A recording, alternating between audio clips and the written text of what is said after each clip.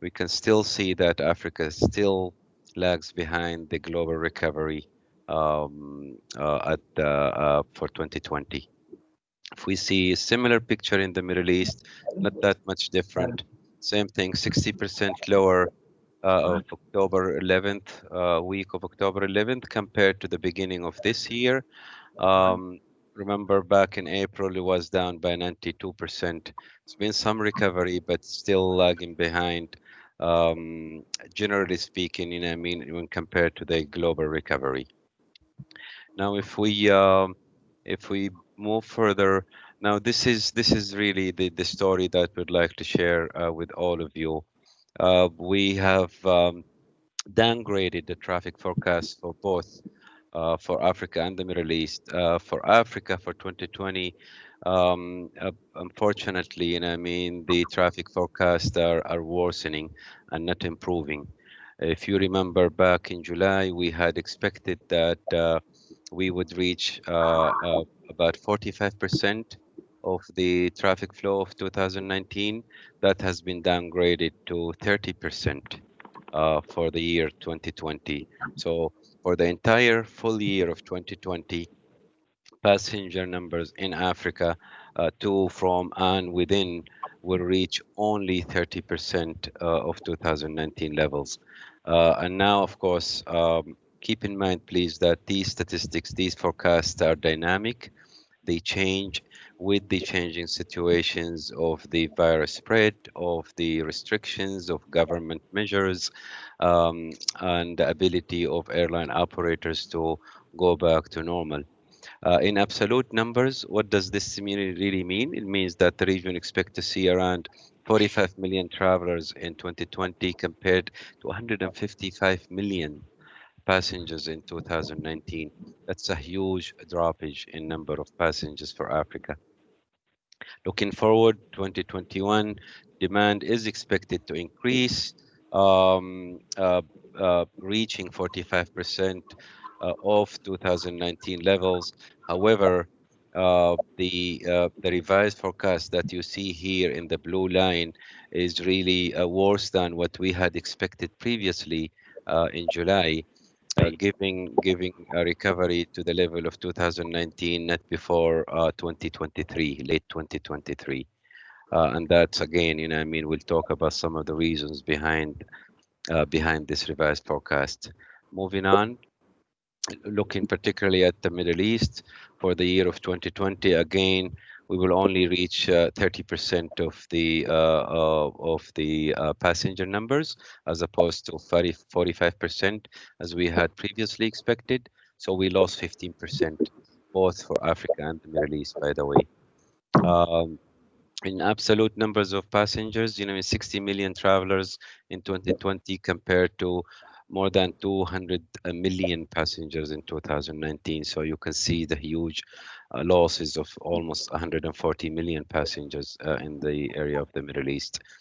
Looking ahead, 2021 demand in the Middle East is expected to strengthen to 45% of what it was in 2019, reaching to about 90 million travelers to from within the region. But I really need to stress that again, that these forecasts are dynamic.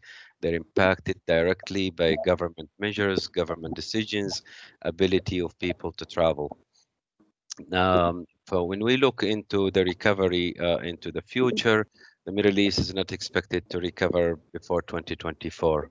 It's lagging behind a little bit, about a year behind Africa because of the international traffic and the major hubs that are available in the Middle East.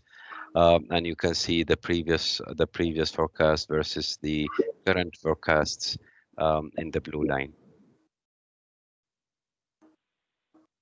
Now, looking at this not so optimistic pictures and looking at the reasons behind revising these forecasts, looking at the data, looking at what's happening on the ground, what's happening in the air or what is not happening, unfortunately, in the air. Restoring air connectivity is vital, to restart Africa and the Middle East economies. We know this. No two people can argue about this, and we really need to push everybody to work together, joint efforts, to make sure that we restart the industry, not because of the industry, not because of the airlines or the airports or the ground service providers or the air navigation service providers, but because of the livelihood of people, of all the people in Africa and the Middle East. And we need to move because there's a lot at risk. If we move to the next slide, we can show you specific figures of really what are we talking about. Um, Millions of African jobs and GDP at risks. And when we say that, we truly, reflect that by looking at the numbers. 4.5 million African jobs will be lost in aviation and related industry for aviation in 2020. 4.5 million jobs. This is well over half of the region's 7.7 million aviation related employment. If we look specifically into the aviation sector, 172,000 jobs will be lost in 2020, or about 40% of the region's 440,000 aviation-related jobs. This, of course, will have dire impact on the GDP for the continent. Um, the region will fall up to 37 billion, which is 58% below the pre-COVID-19 level of support the aviation provided to the region's GDP. So these numbers are really they tell the story, and they touch everybody's life in the region and will continue to touch everybody's life in the region unless we reverse the situation and we successfully restart the industry by working together and having a systematic way of how we go about stopping this bleeding. Um, Moving on to the specific situation in the Middle East, it's not any much better, by the way. 1.7 million Middle East jobs will be lost in aviation and aviation related industries in 2020, which is nearly half of the region's 3.3 million aviation related employment. Um, for the direct aviation related employment, 323 jobs will be lost. And we have already seen the layoffs of people and employees in aviation related companies around the regions, which is about 46% of the region's 595 related jobs. Again, direct impact on the GDP and the strength of economy of the region. Contributions will fall to 105 billion, which is about 49% below the level of COVID-19. It's almost half of the GDP contributions, for the Middle East countries will be lost because of this crisis. Now, what do we do going forward? We really need governments to act, and we need governments to act according to the recommendations from the international organizations, and we need governments to come together and agree um, and a unified, harmonized way of how we start the industries. But before we do that, make sure that we keep the industry alive. In order to keep the industry alive, we've got to make sure that governments continue to support and provide the financial relief that we've been talking about since back in February and March, by the way. Um, to the industry. And when we talk about the industry, we don't just mean the airlines. We mean everybody related to the aviation industries, national carriers, privately owned carriers. Ground handling companies, tourism company. Everybody needs to benefit from financial aids. We've seen some countries, for instance, in Africa, provide financial aids. I particularly, mentioned Rwanda, Senegal, Cote d'Ivoire, Burkina Faso. But when we compare that to the pledged amounts by the African Development Bank, the African Export and Import Banks, AU, the IMF, which I think totals about to $30 billion, that money is still locked, and we really need to find way to unlock that money and have it really allocated to the industry to ensure its survival. Without this financial aid, the industry will not survive. We have already seen that 4 African airlines have already ceased operations. 2 airlines are under voluntary administrations, and all the African airlines are under dire financial stress, and they will not be able to continue to operate without the proper financial aid from governments. So we're calling really and governments, we're calling on the African organizations who are really controlling these donated amounts of billions of dollars to be unblocked, and get some access, I mean, from companies and aviation related organizations to start to have access to this money. Um, Otherwise, we will not be able to survive, and we will not be able to participate in rebuilding the African economies. Number two, governments really need to replace quarantine measures with testing. We have seen, which is a positive picture, especially during the last month, more and more African nations reopening their borders and allowing um, air travel, I mean, to resume. However, we're still seeing various methods and various measures and requirements of quarantines, whether it's institutional quarantine, self-isolations, or a mixture of both. Quarantine meaning the same thing as keeping a country borders closed. So we really need to move away from quarantine and move into testing. This rapid testing, IATA has already been lobbying and advocating to institutionalize and implement across the world rapid, scalable, affordable testing for all passengers before departure and not at arrival. That will ensure two things: will ensure and assure governments that there will not be transportation of COVID cases, but at the same time, it will balance the situation between health measures and health risk mitigations, the economies and people's life. So we really need to, to move away from quarantine and move by implementing systematic way of testing passengers before departures, allowing people to move freely, goods to move freely, the continent to be reconnected and to start rebuilding, which will be a long way, their economies and their livelihoods. Um, I think I'll stop here and I'll turn it over to Catherine. Yep, thank you, Mohammed. We'll Thank now you. move over to Glyn, who will give us a quick update on air cargo in the region and the challenges facing air cargo in delivering the vaccine. Glyn, over to you. Great, thank you, Catherine, and pass on my welcome to everybody that's joined us today. Can we go through the next slide, please? Yep. Thank you. Mohammed has just given a very sobering presentation with regards to the fortunes on the passenger side. And I use my first chart to illustrate the differences between how the cargo business has been impacted by the COVID situation versus the passenger business. The red line, which of course shows the dramatic drop in passenger business, cargo hasn't experienced such a major drop, predominantly because of what we call the COVID economy.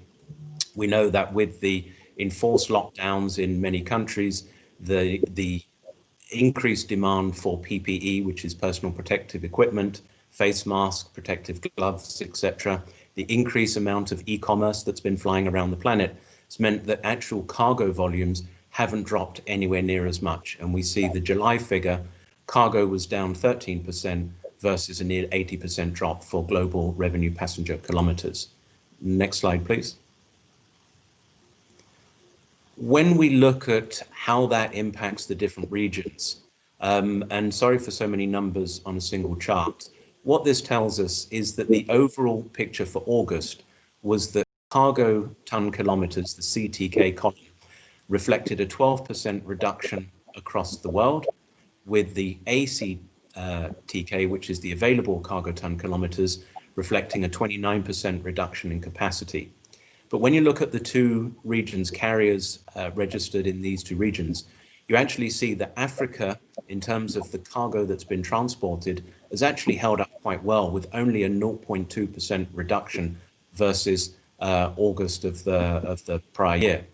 Now, when you look at the capacity figure for Africa, though, you see that that's actually 38% or nearly 38% down versus this time last year, which illustrates the strong reliance on passenger networks for cargo transport, utilizing the bellies quite significantly in this region.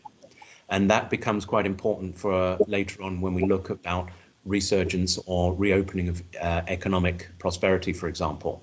Carriers based in the Middle East have also fared better than the overall global market by seeing just a near 7% reduction in cargo carried. They've also fared better in terms of the reduction in capacity, with only a 24% reduction in available capacity, which reflects the speed by which carriers in that region mobilized passenger aircraft for cargo-only operations, which is actually something, again, which we'll talk about a little bit later on as we prepare for vaccine distribution at some point in the next 6 months. Next slide, please.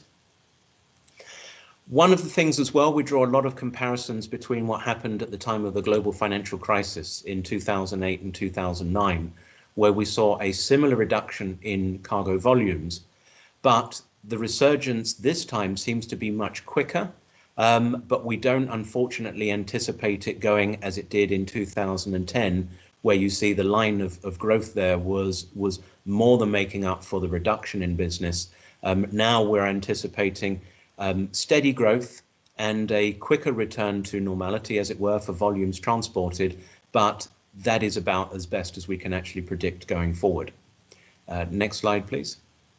When you look at that resurgence across the globe in the different regions, it's interesting to note that Trans-Pacific business has actually eclipsed and exceeded that of last year, predominantly because of the US economy not really closing and their increased demand for products coming from China.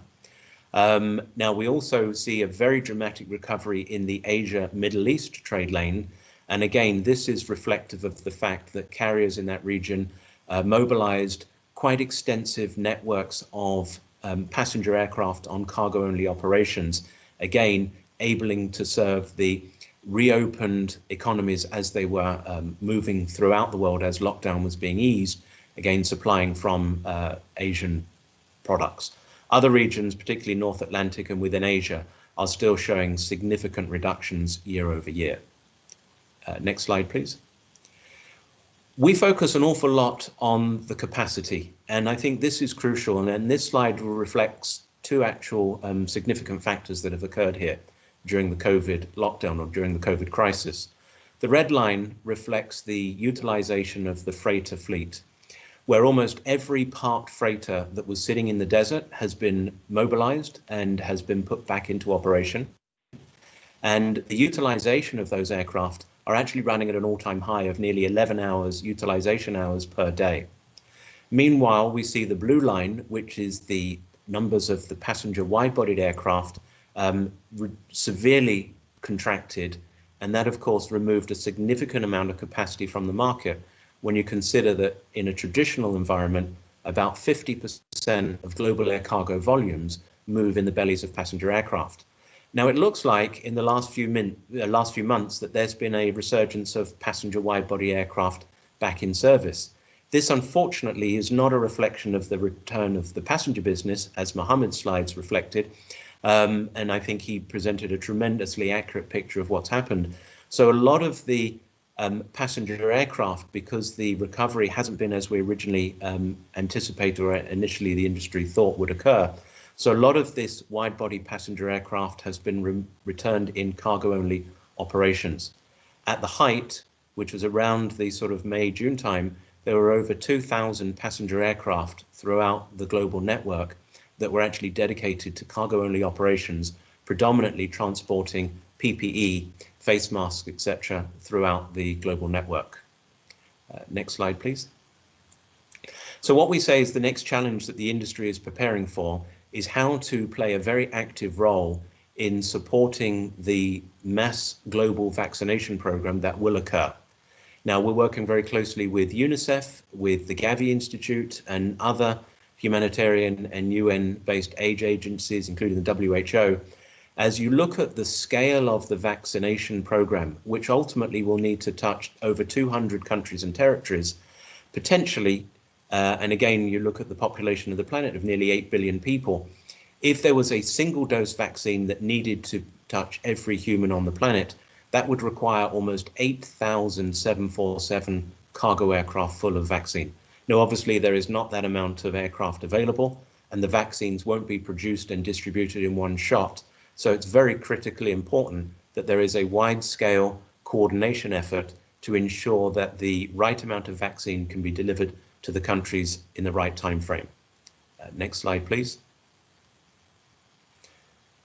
So we've been calling upon all of the governments, the health ministries, the UN agencies, the pharmaceutical manufacturers, the supply chain partners of airlines, freight forwarders, trucking companies, airports, customs organizations, etc., to really coordinate their activities and collaborate like they've not done previously to ensure that these vaccines, when they are certified, can actually be moved in a safe and secure environment.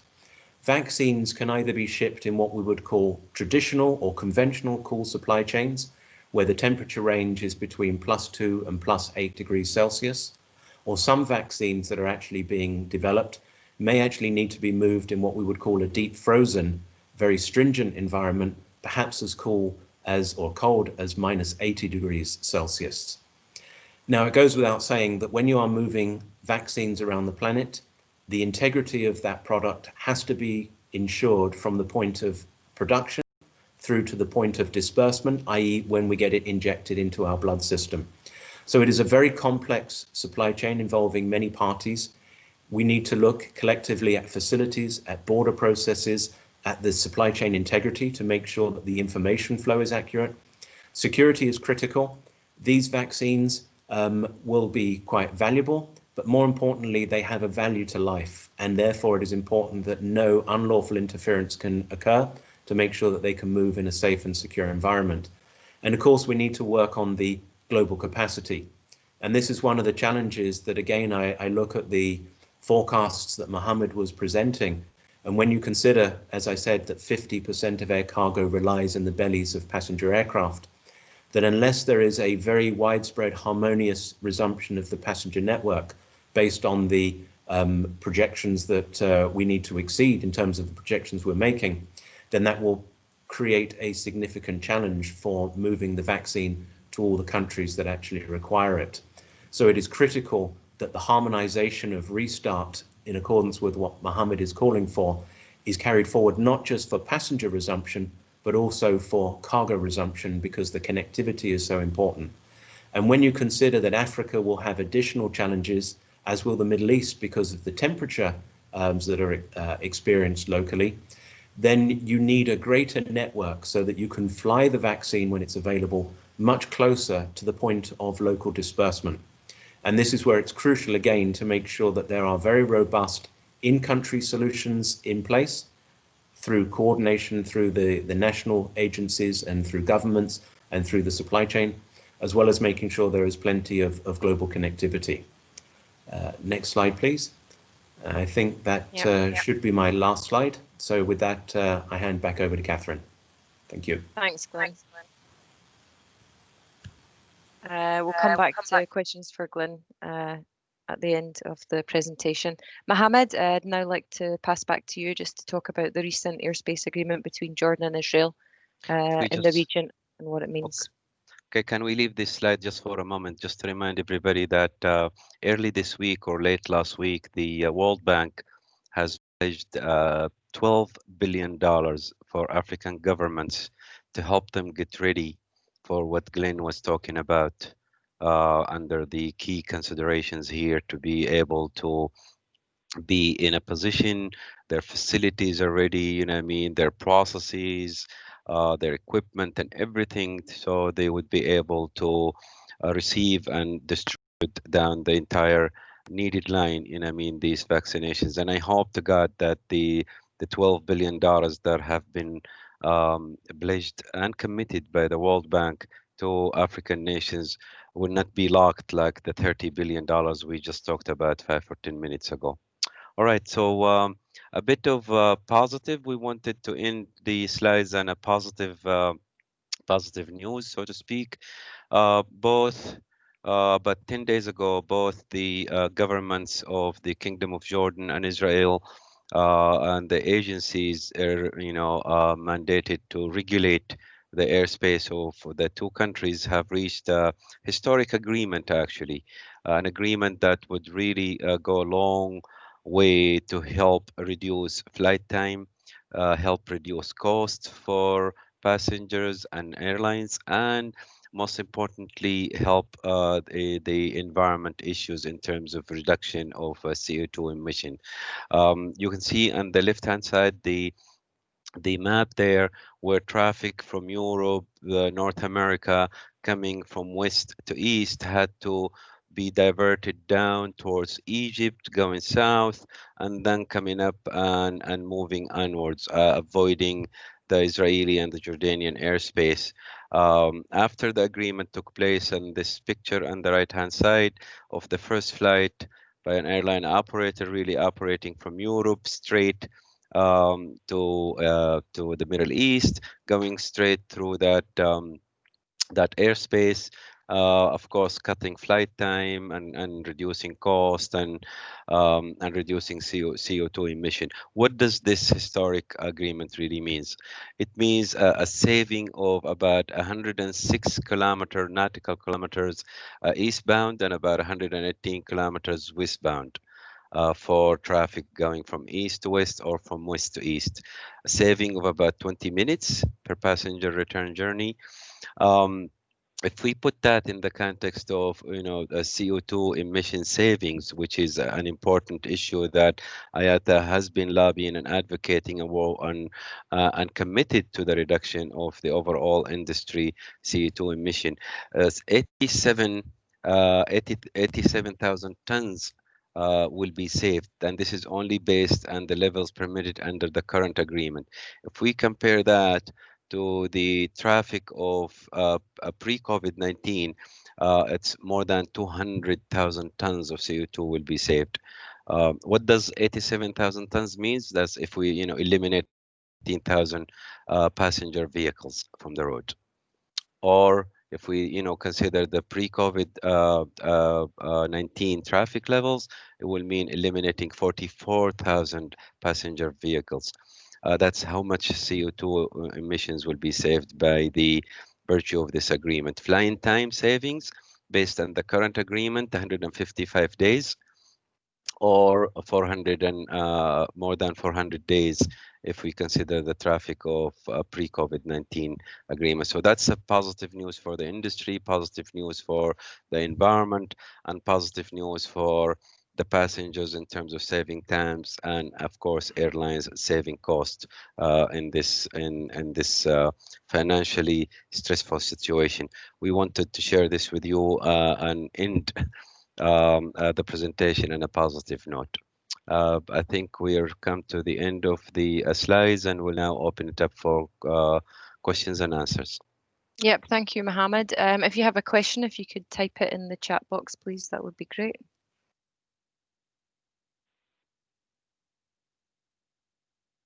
Somebody, yes, and we'll be sharing the presentation, and we have 3 press releases as well that will be issued after the media briefing. We have a question on testing. When are the rapid COVID-19 tests talked about in August likely to become available? Well, I mean, if we look at what is happening in terms of the advancement in the technology and in the method from pharmaceutical companies regarding testing methods and testing techniques, there's a lot of advancement and a lot of good progress that has happened lately, and we keep watching this, and we keep following this, and we believe that with the continued advancement so far as the testing methods and approaches, testing will be the proper and logical replacement of quarantine. We hope that very soon the accuracy, scalability, and wide implementation of these rapid testing, will be accepted by governments, and we can move into really implementation phase and following the real facts and the real figures of the impact of adapting rapid testing as opposed to quarantine. Thank you. We've got a question on the combined losses forecast for the Middle East and Africa for later this year. Danny, I will send that press release to you with our latest numbers. Another question, can you tell us the names of the 4 African airlines that have disappeared as a result of COVID-19 crisis? Well, there are, I don't want to get them wrong, but Funky's with us as well. I think Funky, the Yes, hello, two, Mohammed. yes, please go ahead. Sure. We have Capo Verde Airlines, who is currently ceased operations and are Yeah. in restructuring mode. We have SA Express that is in provisional liquidation. We have South African Airways that has also ceased operations but is waiting on a lifeline from the government, which has been announced of 10.5 billion rand, which is equivalent to almost $1 billion US, although the funds have not come in yet. And of course, recognizing that South African Airways did have financial challenges before the COVID, but which was exacerbated by the COVID. We also have Comair that ceased operations quite some months ago, but it seems that they have a lifeline through a private investor that is interested in buying the company. Finally, we have Air Mauritius that went into voluntary administration early on into the crisis. And as Mohammed mentioned, we have several more airlines, most of the airlines across the region in serious financial crisis. Thank you, Funky. Thank you, Funky. I have another question. Is IATA working with the World Bank in expediting the 12 billion committed to Africa for the vaccinations? Well, we continue to work with the African Union and the African Development Bank and the rest of the African financial institutions. Really, first, though, we want to unblock the money pledged for the financial aid of the airlines, and unless we really succeed in getting access to this money, we will not be able to have the necessary facilities or the necessary airlines or the aircrafts to be able to transport vaccines. And nothing, no aid will be able to help in the distribution of vaccines. So yes, we will continue to work and blocking the $12 billion, but we are really in dire situation and dire need to unblock the $30 billion that have been pledged months ago for helping African nations, to cope with COVID-19 results, including, the aviation sector. Thank you. We have another question. The Middle East passenger numbers include those transiting through the big hubs in Dubai, Abu Dhabi, and Doha. That's correct. And the question asks, and what has IATA seen with the use of the Airbus A380s at this time? Have airlines largely grounded those in favour of smaller aircraft given lower demand? Well, listen, and unless we get borders opened, and unless we remove quarantines and harsh restrictions, we will not be able to bring back any type of aircraft to operations. The low load factors, of course, forces airlines to use a smaller aircraft than wide-body aircrafts. But if the demand starts picking, airlines would be more than happy to bring back from the desert, and a parking position those wide body aircrafts. Airlines would be more than happy to bring back all their aircrafts, wide body, middle body, small body, it doesn't really matter. But we're not being able to do so because of the restrictions,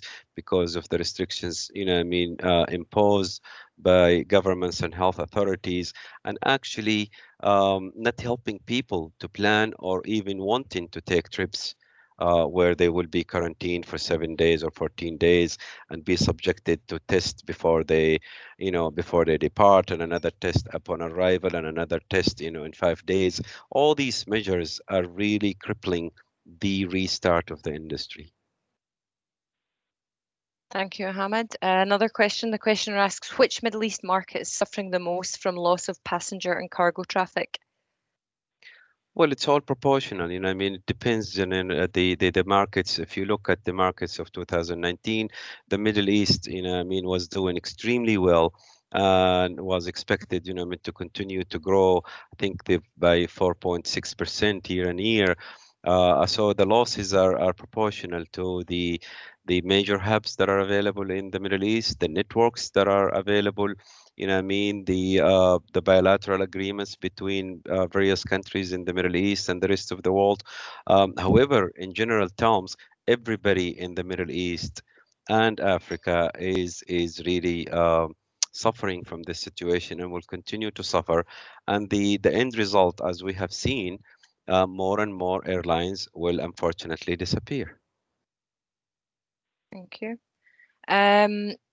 Another question, the questioner asks, how many African countries, including Indian Ocean Islands, are still imposing quarantines?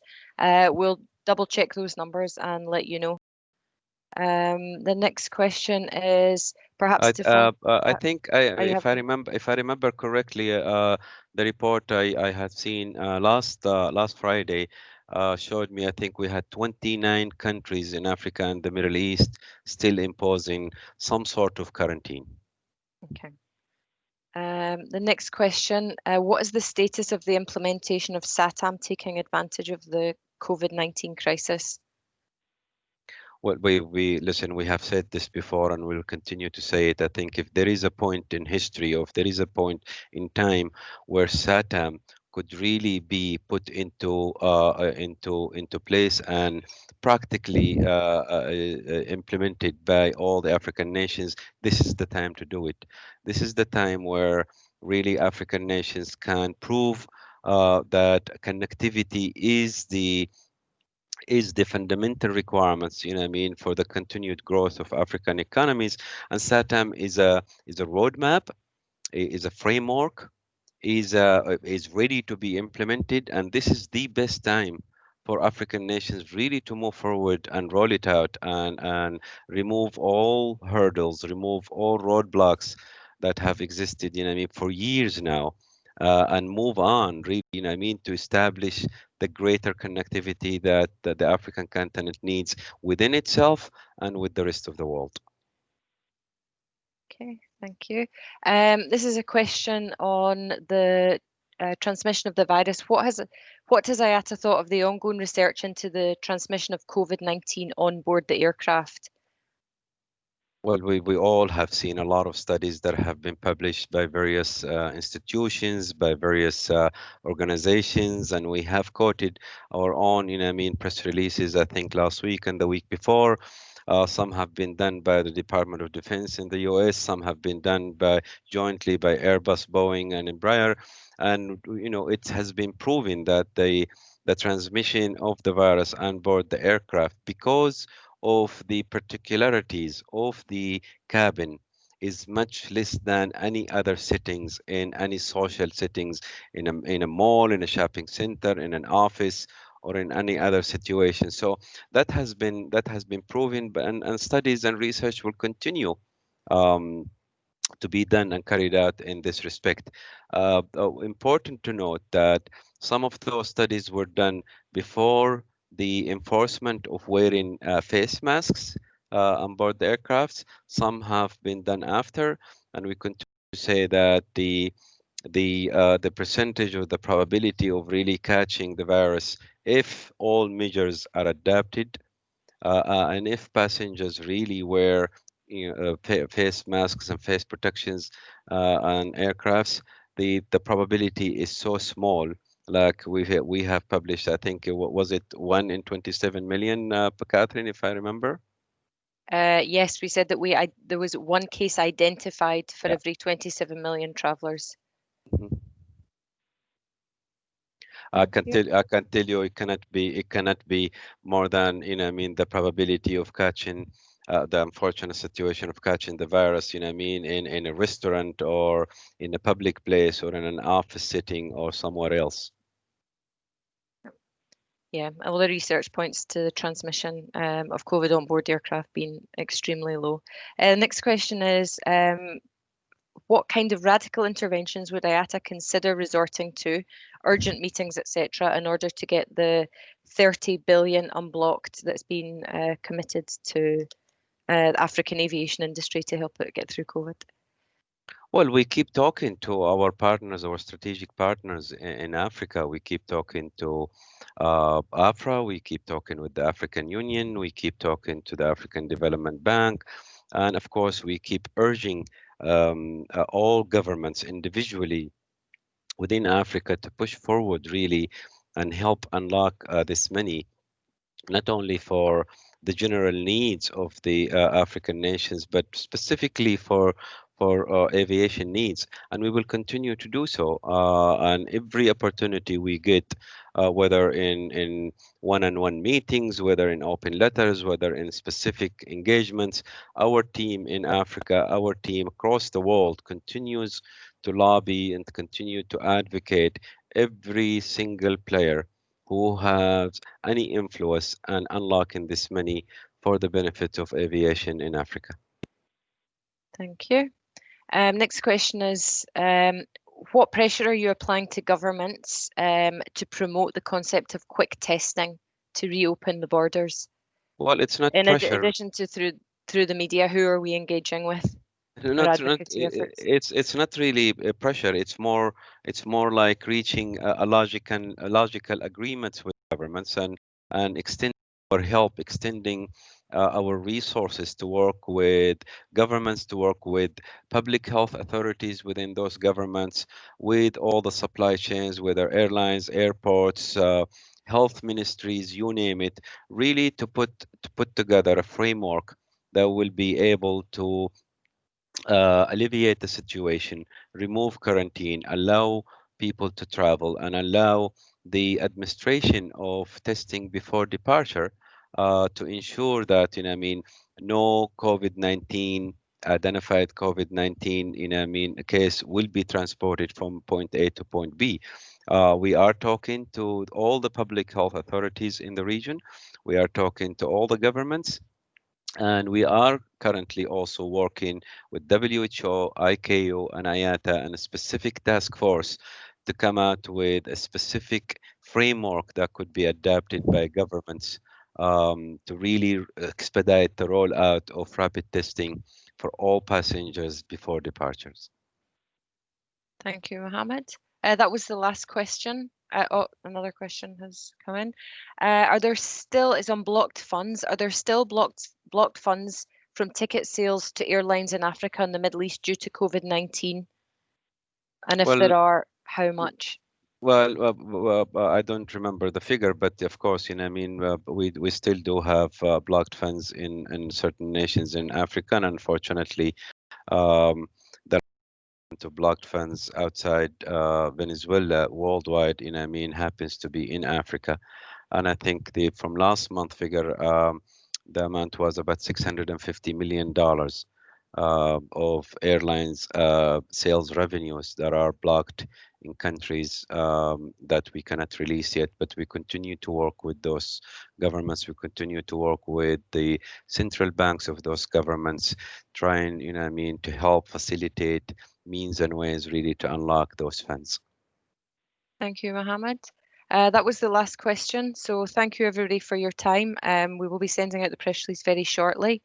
If you have any further questions, please don't hesitate to contact myself or any members of the IATA team. Thank you very much. Thank you all. Bye. Stay healthy, stay safe. See you later. Bye-bye. Bye. Thank you, Catherine.